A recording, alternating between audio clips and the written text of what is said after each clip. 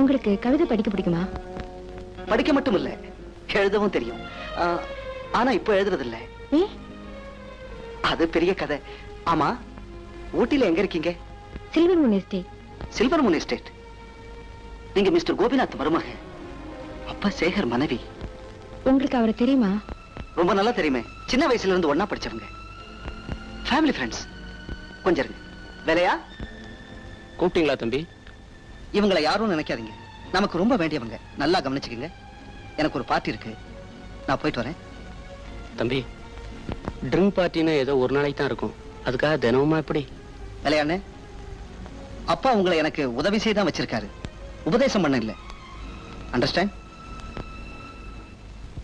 தினமும் பார்ட்டிக்கு போவாரா? ஆமாம்மா, தம்பி ஜெர்மனியில படிச்சது. 5 வருஷம் அங்க இருந்தப்ப கூட குடிச்சது இல்ல. ஆனா இப்ப கொஞ்ச நாளா. ஏன் இப்படி? ஒரு பொண்ணால இப்படி ஆயிட்டாருமா. பொண்ணாலையா? ஆமாம்மா, அவங்க அப்பாவுக்கு சிநேகிதர் பொண்ணு. நாலு நட்சத்திரம் பார்க்காம, பொண்ணை பார்க்காம அவசரமா கல்யாணத்துக்கு ஏற்பாடு பண்ணினாங்க. ஆனா கல்யாணத்துக்கு முந்தின நாள் அந்த பொண்ணு எங்கேயும் சொல்லிக்காம ஓடி போயிடுச்சு. யார் அந்த கல்யாண பொண்ணு? அடையார் வேதாச்சலத்தோட வளர்ப்பு மக.